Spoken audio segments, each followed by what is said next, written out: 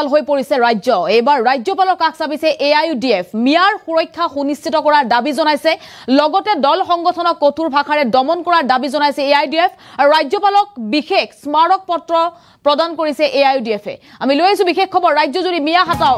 অভিযানক লৈ যেহেতু ৰাজ্যৰ ৰাজনীতি বৰ্তমান উত্তাল হৈ পৰিছে আৰু মিয়া সুৰক্ষা নিশ্চিতৰ দাবীৰে ৰাজ্যপালৰ কাষ চাপিছে AIUDF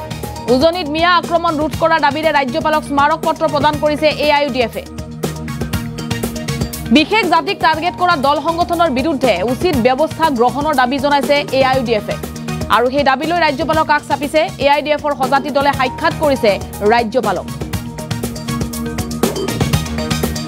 উজনি অসমত মিয়াৰ নিৰাপত্তা সুনিশ্চিত কৰক এই দাবী জনাইছে তেওঁলোকে AIUDFৰ এই দাবী উজনি অসমত মিয়াৰ নিৰাপত্তা সুনিশ্চিত কৰিব লাগে মিয়াক অত্যাচাৰ চলোৱা দল সংগঠনক দমন কৰক 7 দিনৰ সময়সীমা বান্ধি দিয়া হৈছিল উজনি অসমৰ মিয়া সকলক আৰু ৰাজনীতিকৰণ কৰি উজনিত বিভেদৰ সৃষ্টি কৰিছে একাংশই অভিযোগ আনিছে AIUDF কেবাটাও দাবী জনাই স্মাৰক পত্ৰ প্ৰেৰণ কৰিছে ৰাজ্যপালক আৰু কেবাটাও দাবীৰে ৰাজ্যপালৰ কাষ চাপিছে AIUDFৰ এটা সজাতি দলে আৰু উজনি অসমত মিয়াৰ সুৰক্ষা সুনিশ্চিত কৰাৰ দাবী জনাইছে ধিংকাণ্ডৰ পাছতে উজনিত আৰম্ভ হৈছিল মিয়া হাতা অভিযান কেবাখনো জিলাত জাতীয় সংগঠনৰ ৰুখত পৰিছিল মিয়া বেদখলকাৰী বিভিন্ন স্থানত গৈ 7 দিনৰ সময়সীমা বান্ধি দিছিল 30টাকৈ জাতীয় জনগোষ্ঠীয় সংগঠনে ৰাজহুৱাকৈ 7 দিনৰ সময় বান্ধি দিছিল মিয়াক আৰু বমুৱা মুছলমানসকল বংগীয় মূলৰ মুছলমানসকল উজনি অসমত থাকিব নোৱাৰাৰ হুংকাৰ প্ৰদান কৰিছিল তালি টুপুলালৈ উজনি এৰিবলৈ ভাবুকি প্ৰদান কৰিছিল 30টাকৈ দল সংগঠনে আৰু মিয়া সুৰক্ষা সুনিশ্চিতৰ দাবীৰে এইবাৰ ৰাজ্যপালৰ কাষ চাপিছে AIUDF আৰু সেই দৃশ্য আহি পৰিছে আজিৰ দিনটোত AIUDF ৰাজ্যপালক সাক্ষাৎ কৰি স্মাৰক পত্ৰ প্ৰদান কৰিছে কেবাটাও দাবীৰে ৰাজ্যপালক স্মাৰক পত্ৰ প্ৰদান কৰিছে AIUDF আৰু উজনি অসমত মিয়া হাতৰ অভিযান যেহেতু আৰম্ভ কৰা হৈছিল আৰু তাৰ পাছতে কঠোৰ হৈ পৰিছে আৰক্ষী আৰু আজিৰ দিনটোত AIUDF কাষ চাপিছে ৰাজ্যপালৰ উজনিত মিয়াৰ আক্ৰমণ ৰোধ কৰাৰ দাবীৰে ৰাজ্যপালক স্মাৰক পত্ৰ প্ৰদান কৰিছে উজনি অসমত যেহেতু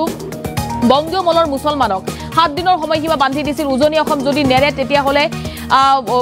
শিৱসাগৰৰ পৰাই দল সংগঠনে প্ৰতিবাদৰ সময়তেই অসম কোপাৰ হুংকাৰ প্ৰদান কৰিছিল আৰু তাৰ পাছতে মিয়া হাতা অভিযানো আৰম্ভ কৰিছিল দল সংগঠনে বিভিন্ন স্থানলৈ গৈ তেওঁলোকে লোকসকলক উজনি অসম এৰিবলৈ তেওঁলোকে দাবী জনাইছিল আৰু তাৰ পাছতে এনেদৰেই এবাৰ মুছলমানৰ বা মিয়াক সমৰ্থন জনাই দল সংগঠন ওলাই আহিছে এবাৰ ৰাজ্যপালক স্মাৰক পত্ৰ প্ৰেৰণ কৰিছে AIUDF আমাৰ হাতত মন্তব্য আহি পৰিছে মন্তব্য শুনক আসলে সেই কথাটোৱে আমি ইমান কঠিন ভাষাৰে কোনো এটা সম্প্ৰদায়ক ইমান বেয়াকৈ ক'ব খোজা নাই তেখেতসকলে মিয়া সম্প্ৰদায় বুলি কেইদিন আগতে হিন্দী সম্প্ৰদায়ৰ ওপৰত অত্যাচাৰ চলিল আপোনালোকে দেখা পাইছে SPৰ আগত মন্ত্ৰীৰ আগত তেখেত আঁঠু কাঢ়িব লগা হৈছে আজি অসমত কি পৰিৱেশ সৃষ্টি হৈছে ইয়াত আইনৰ শাসন ক'ত গৈছে ইয়াত ৰুল অফ ল ক'ত গৈছে ইয়াত আঁঠু কাঢ়িব লগা হৈছে আজি কিছুমান মানুহে আৰু কিছুমান মানুহ ডাইৰেক্ট উজনি অসম এৰিবৰ কাৰণে বাধ্য কৰোৱা হৈছে এই কথাবিলাকৰ কাৰণেই যাতে অশান্তিৰ সৃষ্টি নহয় অসম যাতে আকৌ উত্তপ্ত নহয় অসম যাতে আকৌ ভাতৃঘাতী সংঘাতৰ সৃষ্টি নহয় তাৰ কাৰণে আজি আমি গভৰ্ণৰ ওচৰত আহিছোঁ আমি সম্প্ৰতি অসমৰ যি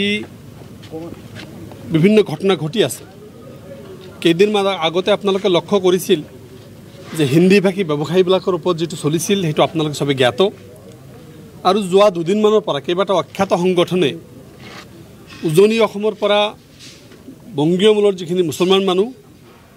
তেখেতসকল সন্দেহযুক্ত বাংলাদেশী বুলি কৈ তেখেতসকলক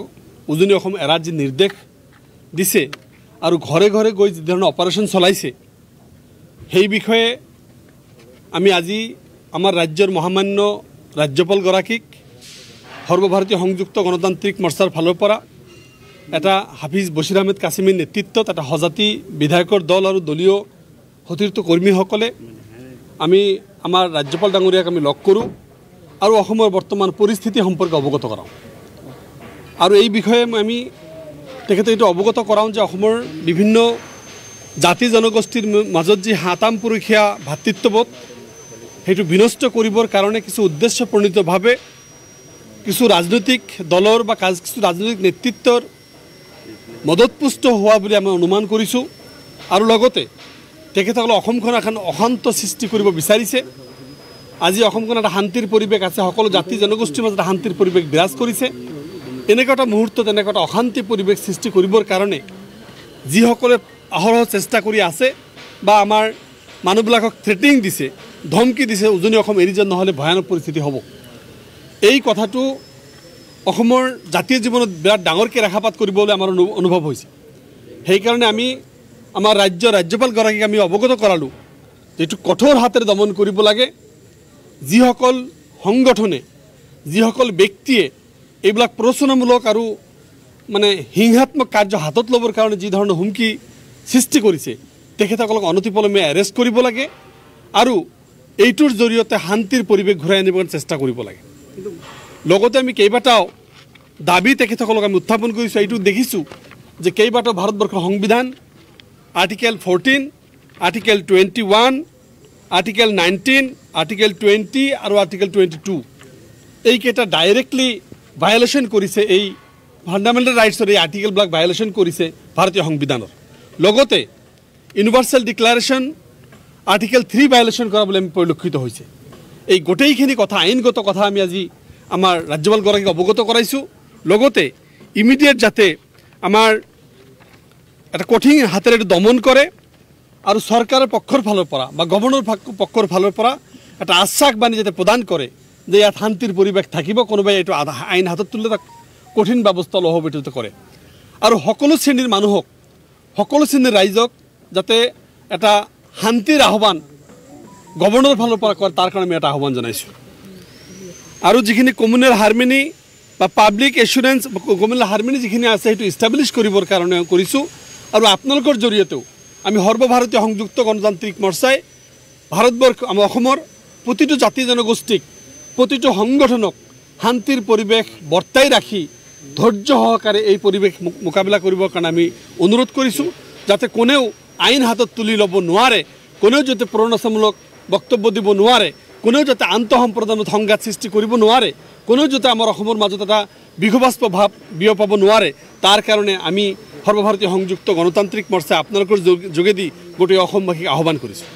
আৰু আজি উজনি অসমত যিটো জ্বলিছে, আমি ৰাজ্যপাল মহোদয় যিহেতু আমাৰ ৰাজ্যখনৰ মুৰব্বী, আমি তেখেতক এইটোৱে জনাইছোঁ, মুখ্যমন্ত্ৰীয়ে যদি প্ৰৰোচনামূলক বক্তব্য দিয়ে, কোনোবা সম্প্ৰদায়ক টাৰ্গেট কৰি যদি বেলেগ সম্প্ৰদায়ক উত্তেজিত কৰে, আৰু যাৰ কাৰণে আজি উজনি অসমৰ ঘটনাবিলাক হৈ আছে, মুখ্যমন্ত্ৰীয়ে য'ত শান্তি সম্প্ৰীতিৰ বাৰ্তা বিলাব লাগে তেওঁ যদি নিজে প্ৰৰোচনা কৰে, কোনোবা সম্প্ৰদায়ক টাৰ্গেট কৰি বেলেগ সম্প্ৰদায়ক উচতাই, আমি ক'ত যাম? গতিকে ৰাজ্যখনৰ মুৰব্বী হিচাপে আমি ৰাজ্যপালক বিচাৰ দিলোঁ, চাওক মুখ্যমন্ত্ৰীৰ ভূমিকাটো আশাব্যঞ্জক হোৱা নাই। সেইটো আমি ৰাজ্যপালক ক'লোঁ যে সমৰ্থন কৰিছে, মুখ্যমন্ত্ৰীয়ে নিজে জুইটো জ্বলাইছে, বিজেপিৰ কেইজনমান বিধায়কেও সমৰ্থন কৰিছে। তেওঁলোকে ইচ্ছাকৃতভাৱে 2026 কাৰণে তেওঁলোকে ক্ষেত্ৰ প্ৰস্তুত কৰিবলৈ দেখিছে বিজেপি আৰু জিকিব নোৱাৰে। গতিকে এতিয়া সাম্প্ৰদায়িক এটা সংঘাতময় পৰিৱেশ সৃষ্টি কৰাৰ কাৰণে তেওঁলোকে বিজেপি